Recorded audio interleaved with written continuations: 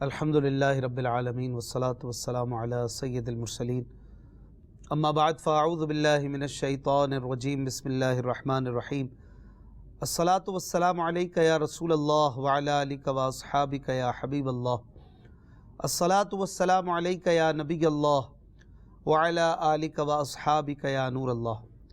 ایک بار پھر آپ کو ویلکم کرتے ہیں پروگرام قرآن پاک ترجمہ و تفسیر کے ساتھ۔ پچھلے پروگرام تک ہم نے سورہ بقرہ کی آیت نمبر 233 تک سننے سمجھنے پڑھنے کی سعادت پائی تھی۔ آج ہم آغاز کریں گے اپنے تفسیر کے پروگرام کا آیت نمبر 234 سے۔ اللہ پاک ہمیں حق کو سمجھنے اس پر عمل پیرا ہونے کی توفیق عطا فرمائے، باطل سے بچنے کی توفیق عطا فرمائے۔ نبی مکرم صلی اللہ علیہ وآلہ وسلم کا فرمان عالی شان ہے، تم مجھ پر درود پڑھو اللہ تم پر رحمت بھیجے گا۔ صلو علی الحبیب صلی اللہ تعالی علی محمد صلی اللہ علیہ وآلہ وسلم۔ رحمان عز و جل قرآن پاک سورہ بقرہ کی آیت نمبر 234 میں کیا ارشاد فرماتا ہے، آئیے سنتے ہیں۔ اور یاد رہے کہ اس سے پیچھے ایک طویل گفتگو طلاق کے حوالے سے، اس کے متعلقات کے حوالے سے ہوئی، اور وہ کئی معاملات جو طلاق کے حوالے سے ہوتے ہیں ان میں جو درست انداز ہے، جو نرمی اور احسان والا بھلائی والا انداز ہے، اس کی تربیت کی گئی۔ عورتوں کے حقوق کافی بیان کیے گئے تھے، اور پھر طلاق ہو جانے کے بعد بچے کو دودھ پلانے کے حوالے سے بھی کئی باتوں کا بیان کیا گیا۔ اللہ تبارک و تعالی ارشاد فرماتا ہے آیت نمبر 234 میں، اعوذ باللہ من الشیطان الرجیم بسم اللہ الرحمن الرحیم والذین یتوفون منکم ویذرون ازواجا یتربصن بانفسہن 4 اشہر وعشرا فاذا بلغن اجلہن فلا جناح علیکم فیما فعلن فی انفسہن بالمعروف واللہ بما تعملون خبیر۔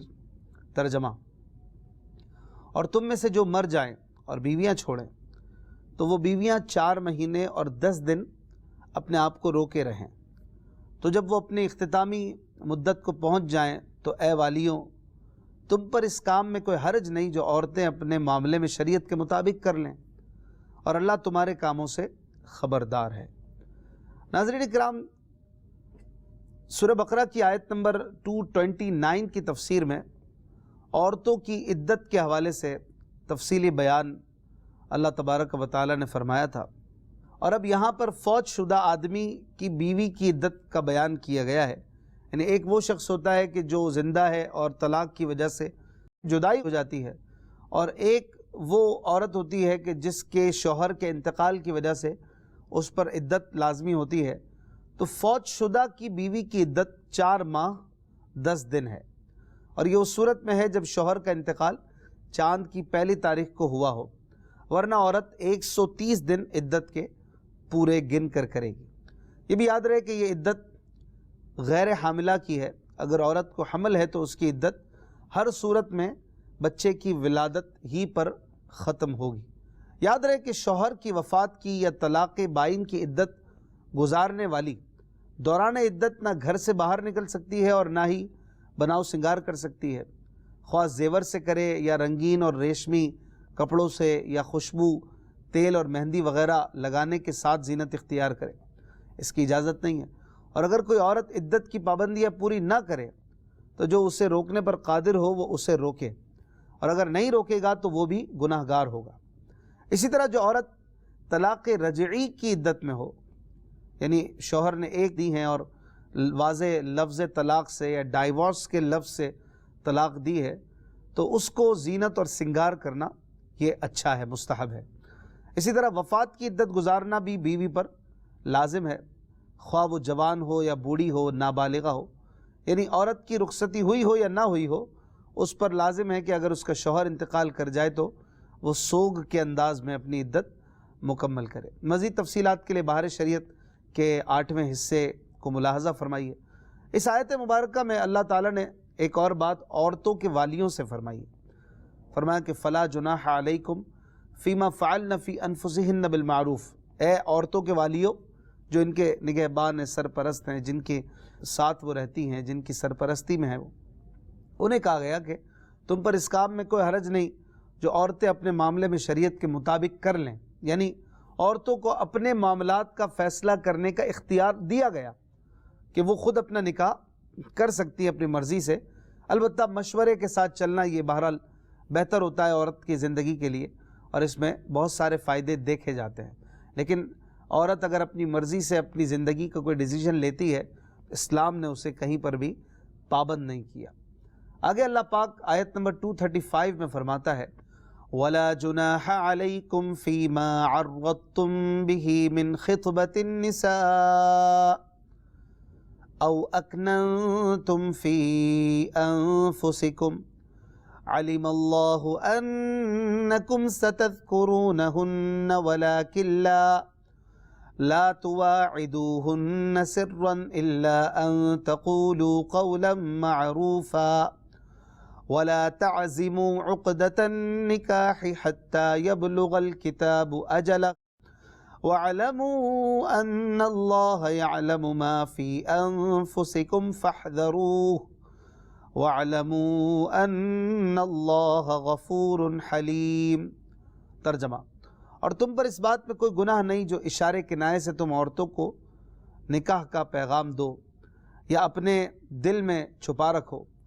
اللہ کو معلوم ہے کہ اب تم ان کا تذکرہ کرو گے، لیکن ان سے خفیہ وعدہ نہ کر رکھو، مگر یہ کہ شریعت کے مطابق کوئی بات کہہ لو، اور عقد نکاح کو پختہ نہ کرنا جب تک عدت کا لکھا ہوا حکم اپنی مدت کو پہنچ نہ جائے، اور جان لو کہ اللہ تمہارے دل کی جانتا ہے، تو اس سے ڈرو اور جان لو کہ اللہ بہت بخشنے والا، حلم والا ہے۔ ناظرین، اس آیت میں عدت وفات گزارنے والی عورت کے حکم کو بیان کیا جا رہا ہے کہ ایسی عورت سے نکاح کرنا یا نکاح کا کھلا پیغام دینا یا نکاح کا وعدہ کر لینا تو حرام ہے، لیکن پردے کے ساتھ خواہش نکاح کا اظہار یہ گناہ نہیں۔ مثلا یہ کہے کہ تم بہت نیک عورت ہو، یا اپنا ارادہ دل ہی میں رکھے اور زبان سے کسی طرح نہ کہے، تو اس کی اجازت ہے۔ یہ بھی یاد رہے کہ دوران عدت نکاح حرام ہے، اور جو اسے حلال سمجھے وہ دائرہ اسلام سے معاذ اللہ خارج ہو جاتا ہے۔ آگے اللہ پاک ارشاد فرماتا ہے لا جناح علیکم ان طلقتم النساء ما لم تمسوهن او تفرضوا لهن فریضہ وَمَتِّعُوهُنَّ عَلَى الْمُوسِعِ قَدَرُهُ وَعَلَى الْمُقْتِرِ قَدَرُهُ مَتَاعًا بِالْمَعْرُوفِ حَقًّا عَلَى الْمُحْسِنِينَ۔ ترجمہ، اگر تم عورتوں کو طلاق دے دو تو جب تک تم نے ان کو چھوا نہ ہو یا کوئی مہر نہ مقرر کر لیا ہو تب تک تم پر کچھ مطالبہ نہیں، اور ان کو ایک جوڑا برتنے یعنی استعمال کرنے کو دو۔ مالدار پر اس کی طاقت کے مطابق اور تنگ دست پر اس کی طاقت کے مطابق دینا لازم ہے۔ شرعی دستور کے مطابق انہیں فائدہ پہنچاؤ، یہ بھلائی کرنے والوں پر واجب ہے۔ ناظرین، اس آیت میں مہر کے چند مسائل بیان کیے گئے کہ جس عورت کا مہر مقرر کیے بغیر نکاح کر دیا گیا ہو، اگر اس کو ہاتھ لگانے سے پہلے طلاق دے دی تو کوئی مہر لازم نہیں ہوتا۔ ہاتھ لگانے سے یہاں پر قربت وغیرہ مراد ہے، اور خلوت صحیحہ بھی اسی کے حکم میں ہے۔ یہ بھی معلوم ہوا کہ مہر کا ذکر کیے بغیر بھی نکاح جائز ہے، مگر اس صورت میں اگر خلوت صحیحہ ہو گئی یا دونوں میں سے کوئی فوت ہو گیا تو مہر مثل دینا واجب ہوتا ہے۔ مہر مثل یعنی اس کے خاندان میں، اس کے قبیلے کی عورتوں میں جو مہر چلتا ہو وہ مہر مثل کہلاتا ہے، اور یہ اس صورت میں ہے کہ نکاح کے بعد انہوں نے آپس میں کوئی مہر طے نہ کر لیا ہو۔ اور اگر خلوت صحیحہ سے پہلے طلاق ہو گئی تو 3 کپڑوں یعنی کرتا، شلوار اور دوپٹے پر مشتمل ایک جوڑا یہ سوٹ دینا واجب ہو جاتا ہے، اور اس کے سوا ہر طلاق والی عورت کے لیے بھی مستحب ہے کہ اسے بھی کچھ بھلائی کرتے ہوئے جوڑا وغیرہ دیا جائے۔ اسی طرح آیت میں یہ بھی فرمایا گیا کہ امیر و غریب پر ان کی حیثیت کے مطابق جوڑا دینے کا حکم ہے، یعنی اگر مرد و عورت مالدار ہوں تو جوڑا اعلیٰ درجے کا ہونا چاہیے، اور اگر محتاج و غریب ہوں تو جوڑا معمولی درجے کا بھی چلے گا، اور ایک مالدار ہے اور ایک محتاج تو درمیانے درجے کا جوڑا سوٹ پیس یہ بھی دیا جا سکتا ہے۔ آگے اللہ پاک فرماتا ہے وَإِن طَلَّقْتُمُوهُنَّ مِن قَبْلِ أَن تَمَسُّوهُنَّ وَقَدْ فَرَضْتُمْ لَهُنَّ فَرِيضَةً فَنِصْفُ مَا فَرَضْتُمْ إِلَّا أَن يَعْفُونَ أَوْ يَعْفُوَ الَّذِي بِيَدِهِ عُقْدَةُ النِّكَاحِ وَأَن تَعْفُوا أَقْرَبُ لِلتَّقْوَى وَلَا تَنسَوُا الْفَضْلَ بَيْنَكُمْ إِنَّ اللَّهَ بِمَا تَعْمَلُونَ بَصِيرٌ۔ ترجمہ، اور اگر تم عورتوں کو انہیں چھونے سے پہلے طلاق دے دو اور تم ان کے لیے کچھ مہر بھی مقرر کر چکے ہو تو جتنا تم نے مقرر کیا تھا اس کا آدھا واجب ہے، مگر یہ کہ عورتیں کچھ مہر معاف کر دیں یا وہ شوہر زیادہ دے دے جس کے ہاتھ میں نکاح کی گرہ ہے، اور اے مرد تمہارا زیادہ دینا پرہیزگاری کے زیادہ نزدیک ہے، اور آپس میں ایک دوسرے پر احسان کرنا نہ بھولو، بے شک اللہ تمہارے کام دیکھ رہا ہے۔ ناظرین، اس آیت میں 6 چیزیں بیان کی گئیں کہ اگر مہر مقرر ہو اور عورت کے قریب جائے بغیر اسے طلاق دے دی ہو تو مقرر کردہ مہر کا نصف یعنی آدھا دینا پڑے گا۔ مثلا 10,000 مہر تھا تو 5,000 روپے دینا لازم ہوگا۔ پچھلی آیت میں ان عورتوں کے حوالے سے بات تھی کہ جن کا مہر مقرر نہیں تھا، اس آیت میں مقرر مہر والی عورتوں کے حوالے سے بیان کیا جا رہا ہے۔ اور دوسری بات یہ بیان کی گئی کہ اگر عورت اس آدھے میں سے بھی کچھ معاف کر دے تو عورت کے لیے جائز ہے۔ اسی طرح اگر شوہر اپنی خوشی میں آدھے سے زیادہ دے دے تو بھی اس کے لیے جائز ہے۔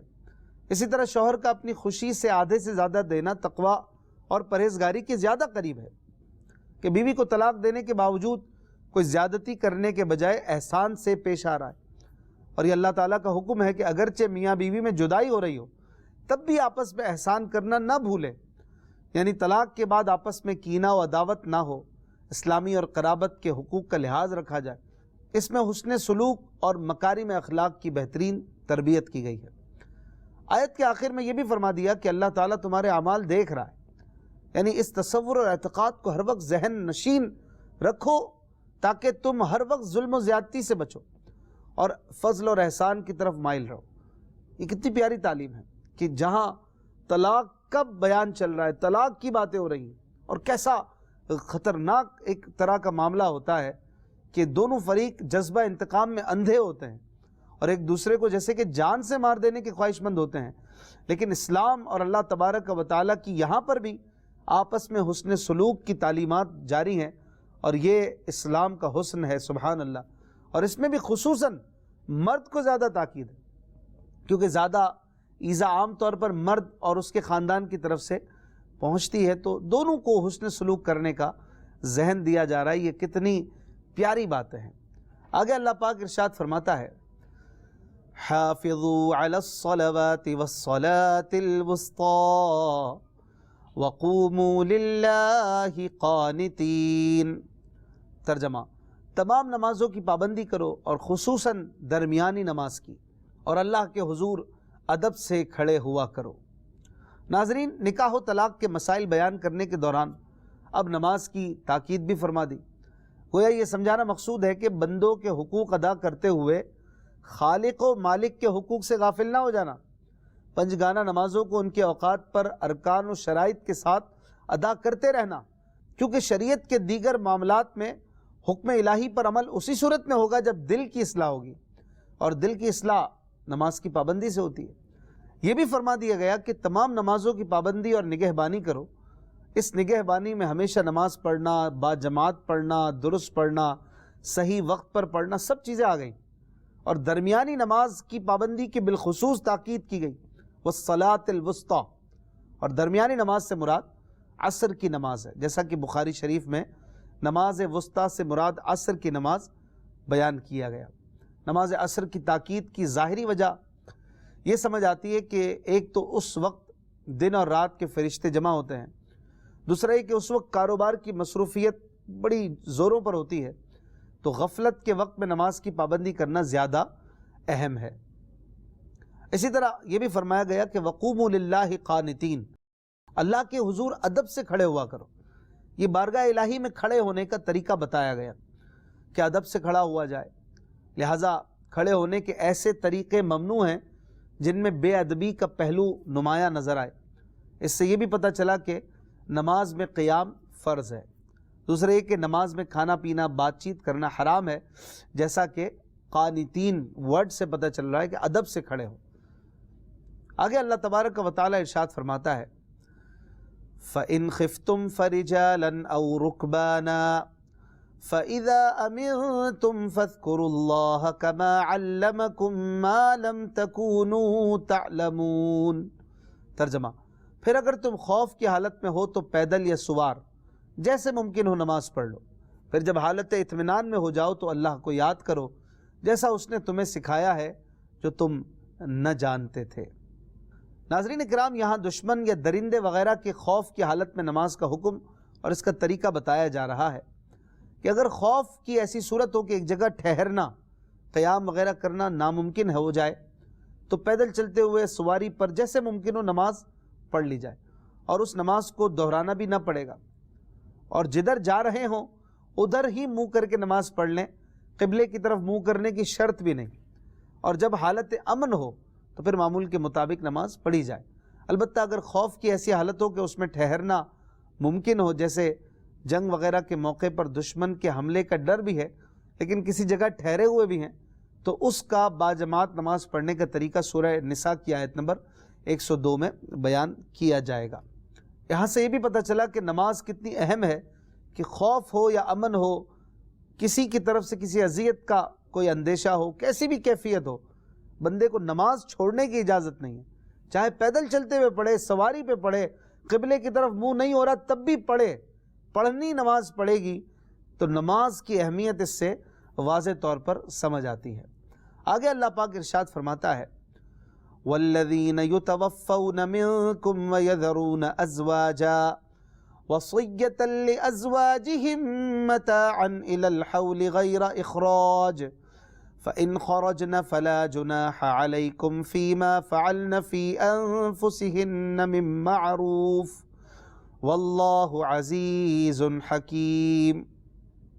ترجمہ، اور جو تم میں مر جائیں اور بیویاں چھوڑ جائیں وہ اپنی عورتوں کے لیے انہیں گھروں سے نکالے بغیر سال بھر تک خرچہ دینے کی وصیت کر جائیں، پھر اگر وہ خود نکل جائیں تو تم پر اس معاملے میں کوئی گرفت نہیں، جو وہ اپنے بارے میں شریعت کے مطابق کریں، اور اللہ زبردست حکمت والا ہے۔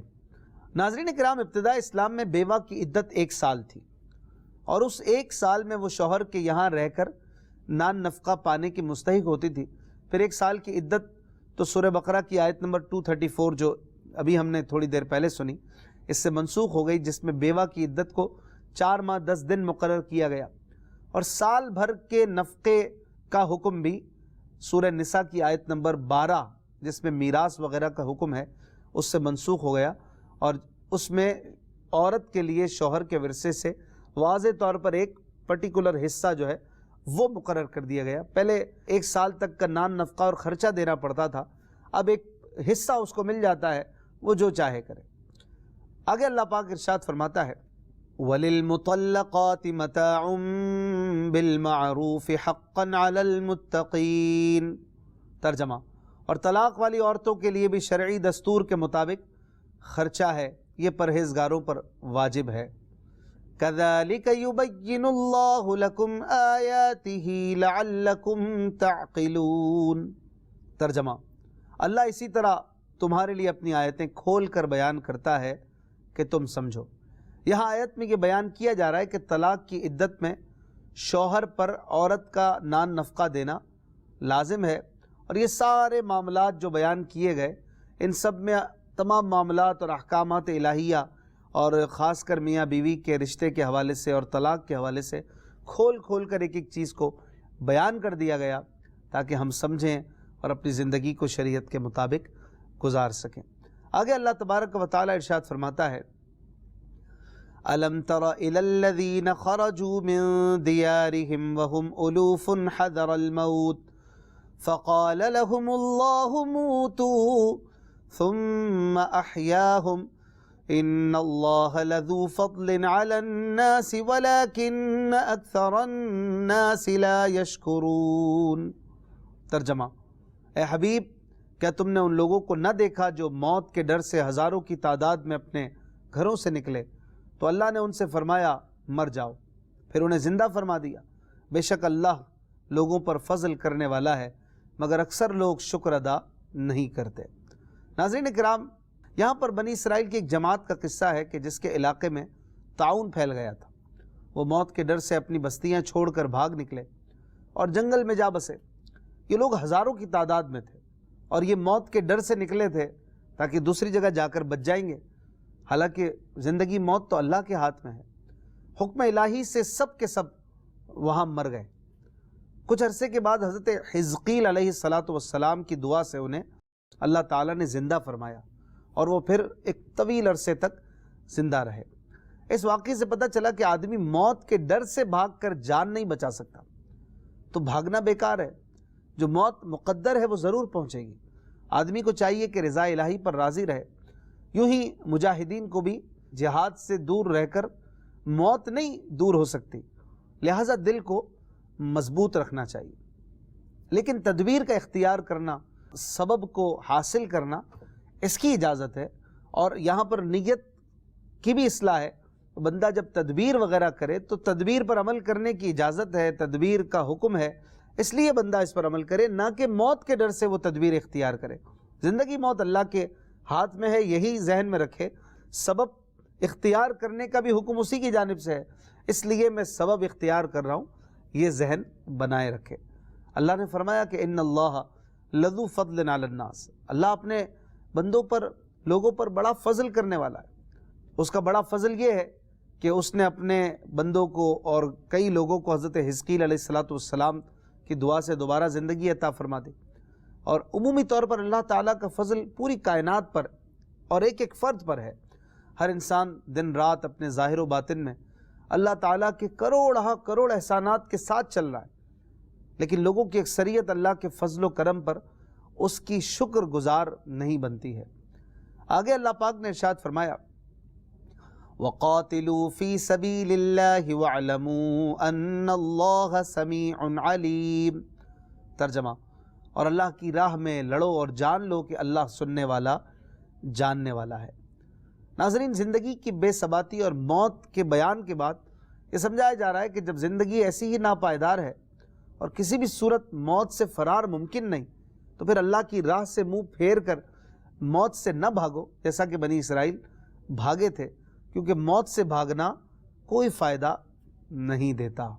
اللہ پاک سے دعا ہے کہ وہ ہمیں قرآن پاک سمجھنے اور اس پر عمل کرنے کی توفیق عطا فرمائے۔ زندگی رہی تو انشاءاللہ اگلے پروگرام میں پھر آغاز کریں گے۔ اللہ پاک ہمیں عمل کی توفیق عطا فرمائے۔ صلو علی الحبیب صلی اللہ تعالی علی محمد صلی اللہ علیہ وسلم۔